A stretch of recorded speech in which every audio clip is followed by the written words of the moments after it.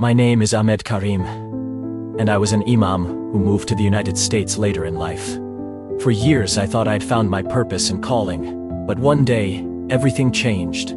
My faith, my family, and my life, everything I thought I understood, was turned upside down. For you to understand, I need to take you back to that fateful year. It was the year I turned 67 when the doctors delivered the devastating news. I had stage 4 pancreatic cancer.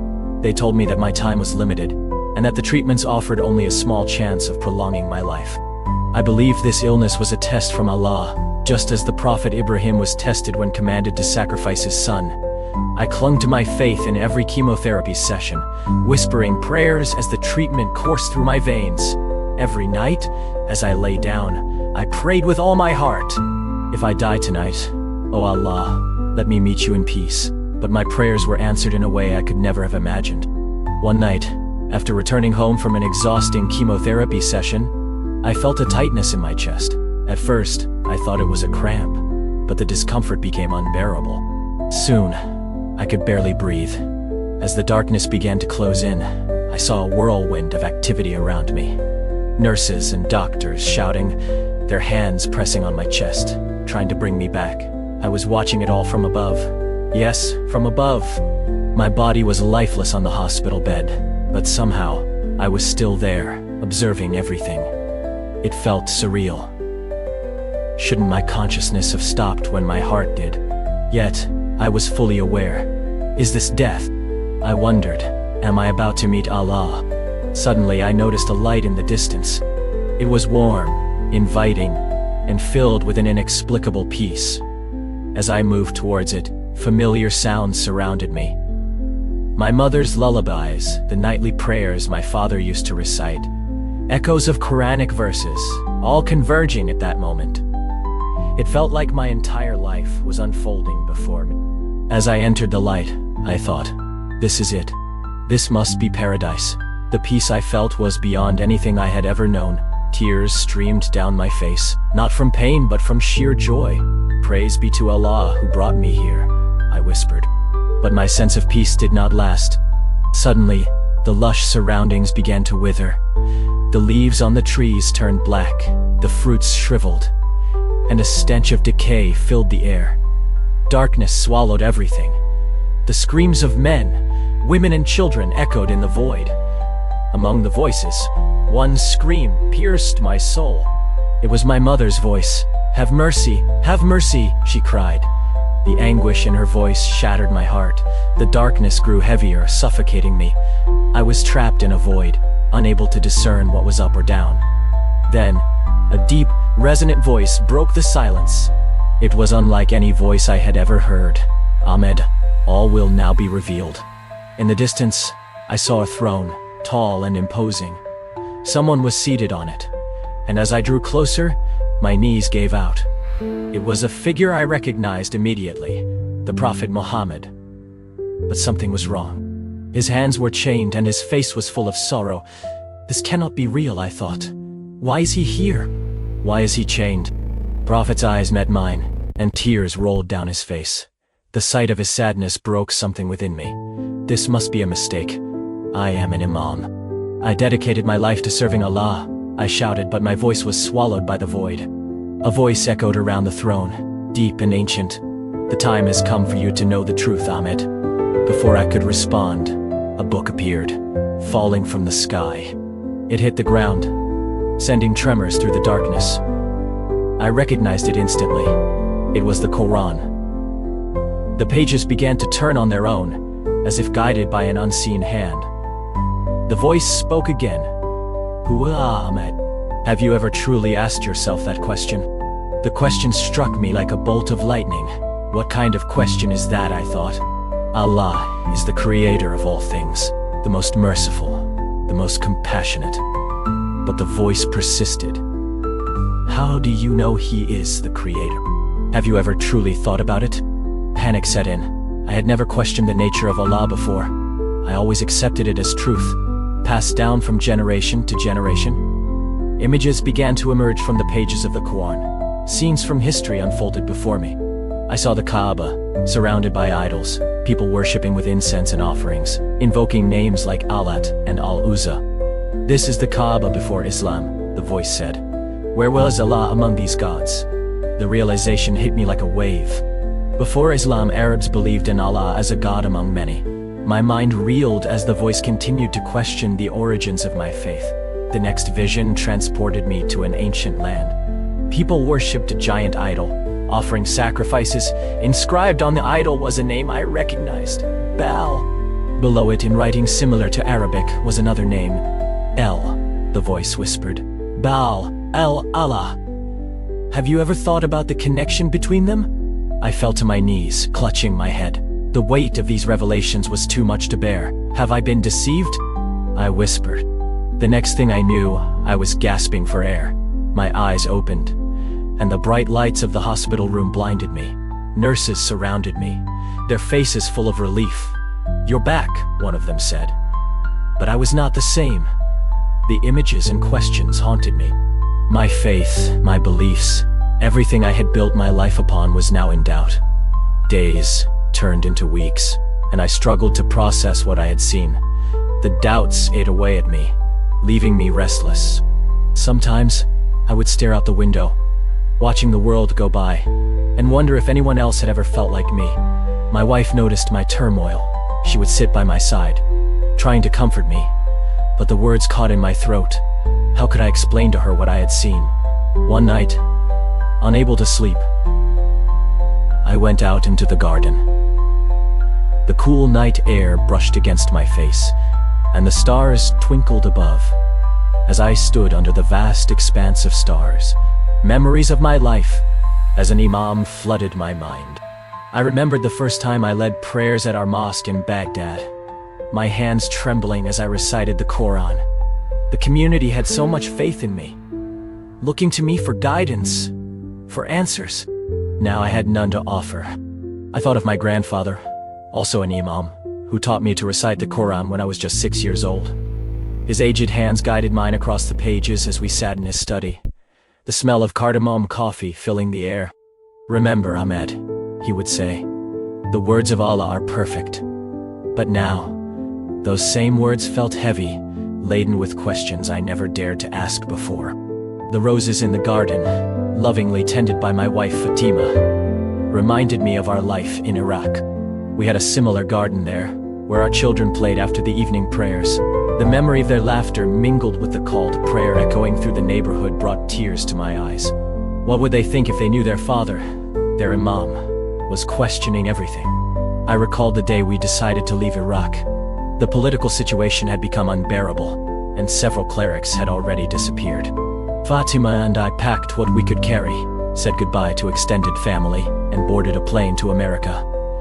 The journey was terrifying, but we believed that Allah had a plan for us. In the United States, we built a new life. Our mosque became a sanctuary for other Muslim immigrants, seeking not just a place to pray, but a community to belong to. I counseled countless families in their struggles with assimilation, always pointing them back to their faith as an anchor. The irony of my current situation was not lost on me. My thoughts turned to the young people in our community who came to me with their doubts. How many times had I dismissed their questions, telling them that faith requires submission, not understanding? I remembered Sarah, a bright young woman who stopped coming to the mosque after her questions about women's roles in Islam were met with severe disapproval. Had I failed her by not acknowledging her struggles? The cancer diagnosis initially strengthened my faith. I saw it as an opportunity to demonstrate unwavering trust in Allah's will. The community rallied around me, bringing food for Fatima, organizing prayer circles, and even raising funds for my treatment. Their love and support made my current crisis of faith feel like a betrayal. One particular memory haunted me. A conversation with my eldest son, Kareem, shortly before my near-death experience. He had asked me why Allah would allow suffering if He was truly merciful. I gave him the standard answer about divine wisdom and the temporary nature of worldly pain.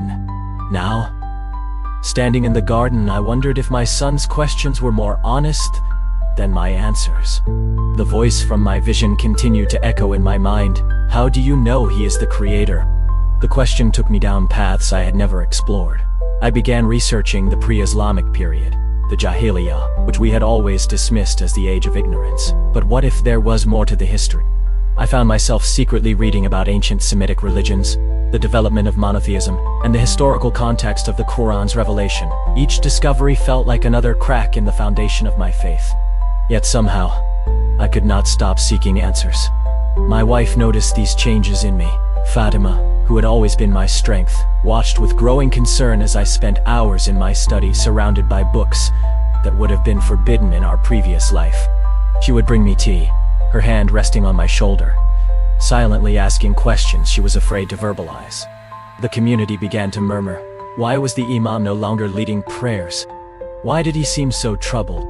Some blamed the cancer treatments, while others suggested that the Americans had somehow corrupted me. If only they knew the true battle raging within my soul. I began to have long conversations with Dr. Thompson, my oncologist. She was a scientist who had seen countless patients face their mortality, and something about her quiet confidence drew me in. One day, she shared her own story of growing up in a strict religious home and finding her way to a different kind of faith, one that embraced questions rather than feared them. The sleepless nights became more frequent. I would walk through the garden, remembering the faces of all the people who had trusted me to guide them. Had I led them astray? The weight of that responsibility crushed me. Sometimes in the early hours of the morning I would find myself performing wudu out of habit, preparing for Fajr prayer, only to stop halfway, overwhelmed by doubt. My youngest daughter Amira found me crying one morning. She had inherited my contemplative nature and sat with me in silence for a long time. Finally, she asked, "Baba, is it okay to change what you believe if you discover something new?" The wisdom in her innocent questions startled me. The cancer treatments continued, each session giving me time to reflect. The hospital chapel became my refuge, not for prayers, but for the silence it offered. Sometimes I would sit there for hours, watching people of different faiths come and go, each finding solace in their own way of connecting to the divine. I began to notice things I had previously overlooked. The kindness of the Christian nurses who cared for me without trying to convert me. The peace on the face of a Buddhist patient who meditated in spite of his pain. The Jewish doctor who worked tirelessly on the Sabbath to help his patients, finding his own way to honor his faith's principles. One day, a young Muslim resident recognized me from the mosque. The shame I felt as he greeted me with "Assalamu alaikum" in the chapel was overwhelming. But instead of judgment, he shared his own struggles with faith and medicine, how he tried to reconcile modern science with traditional beliefs. His honesty was refreshing, and for the first time I felt less alone in my questioning. The visions from my near-death experience became clearer as I allowed myself to examine them. The chained prophet, the ancient voice, the withering paradise. Could these be symbols of the limitations I had placed on my understanding of God? The questions that once terrified me began to feel like stepping stones towards a greater truth.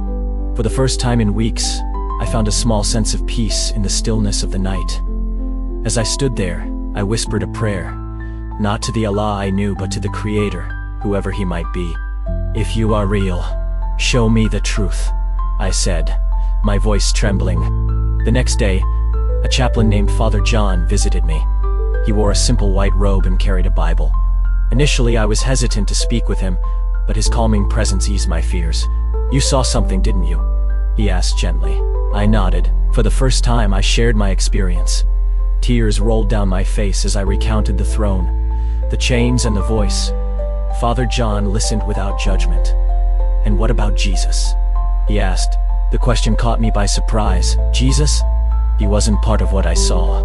But why not? Father John opened the Bible and read, "I am the way, the truth, and the life. No one comes to the Father except through me." John 14:6. The words pierced my heart. Could Jesus be the answer I was seeking? In the following weeks, I wrestled with these questions. My family noticed the change in me, and my community began to distance themselves.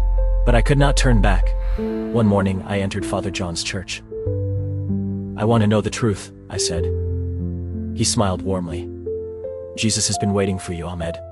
That day, I made the decision to follow Jesus. As the water of baptism flowed over me, I felt an overwhelming sense of peace. The chains of doubt and fear were gone. For the first time, I felt truly free.